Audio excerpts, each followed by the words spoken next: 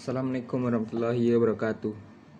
Perkenalkan, nama saya Farid Arasid, berasal dari Universitas Negeri Padang, jurusan Teknik Pertambangan D3 tahun 2022. Pada kesempatan kali ini saya akan membahas laporan praktikum mata kuliah survei dan pemetaan tentang mengukur luas tanah metode polar.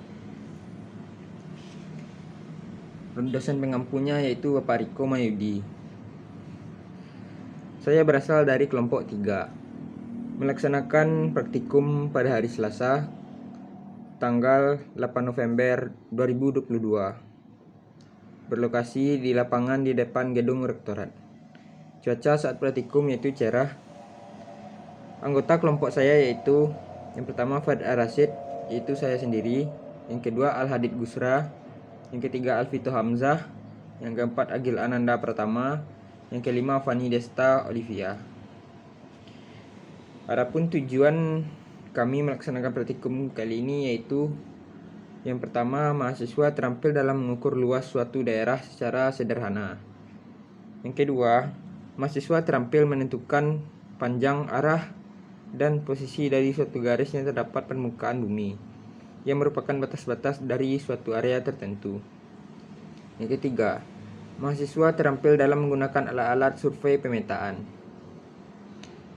Alat-alat yang dibutuhkan yaitu yang pertama yalon, kedua pita ukur, ketiga pen ukur, keempat payung, kelima water pass, keenam rompi, helm safety,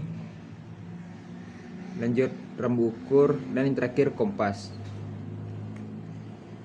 Keselamatan kerja yang perlu diperhatikan yaitu yang pertama, mahasiswa memakai sepatu.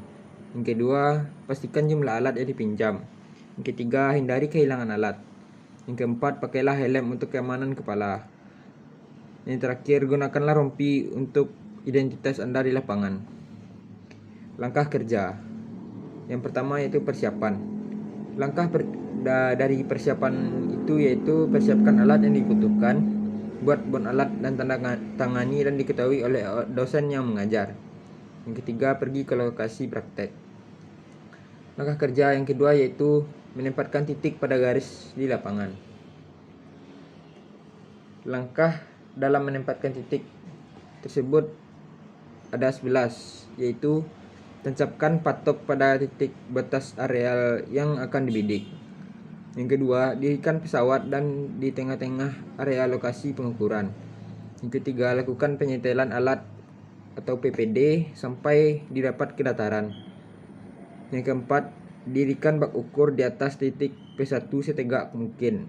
Yang kelima, arahkan teropong pesawat ke titik P1, baca BA, BT, BB, dan sudut horizontalnya. Yang keenam, pindahkan bak ukur ke titik P2. Yang ketujuh, arahkan teropong pesawat ke titik P1, baca BA, BT, BB, dan sudut horizontalnya. Dengan cara yang sama, lakukan pada titik berikutnya. Ukur tinggi pesawat dengan roll meter, lakukan perhitungan jarak, beda tinggi, dan ketinggian masing-masing titik. Langkah yang terakhir yaitu gambar hasil pengukuran. Landasan teori. Sistem koordinat polar atau sistem koordinat kutub dalam matematika adalah suatu sistem koordinat dua dimensi di mana setiap titik pada bidang ditentukan dengan jarak dari suatu titik yang telah ditetapkan dan suatu sudut dari suatu arah yang telah ditetapkan.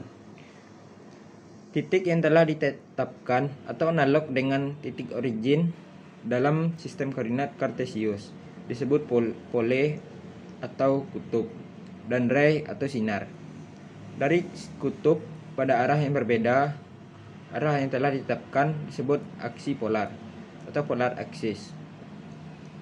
Jarak dari suatu kutub disebut radial koordinat atau radius, dan sudutnya disebut angular koordinat, polar, angle, atau azimut.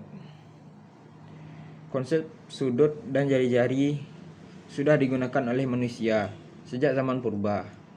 Paling tidak pada milenium pertama, SM, astronom dan astrolog Yunani, Hipparchus, tahun 190 sampai 120 sebelum Masehi, menciptakan tabel fungsi chord dengan menyatakan panjang chord bagi setiap sudut.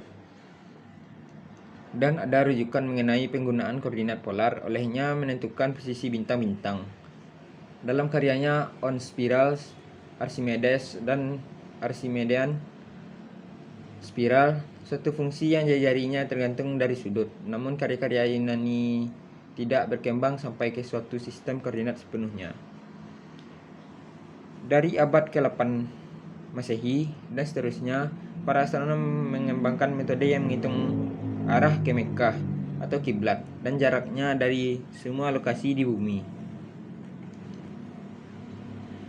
Sebuah polar dengan beberapa sudut yang diberi label dalam derajat. Koordinat radial sering dilambangkan dengan R dan koordinat angular dilambangkan dengan theta, atau koordinat angular ditetapkan sebagai oleh ISO 31-11. Sudut dalam notasi polar biasanya digunakan dalam derajat atau radian. 2 pi rad sama dengan TO 360 derajat. Derajat biasanya digunakan dalam navigasi, surveying, atau banyak bidang, sementara radian lebih umum digunakan dalam matematika dan fisika. Mungkin itulah yang dapat saya sampaikan pada kesempatan kali ini. Kalau ada kekurangan salah kata, mohon dimaafkan. Wabillahi taufiq wal hidayah. Assalamualaikum warahmatullahi wabarakatuh.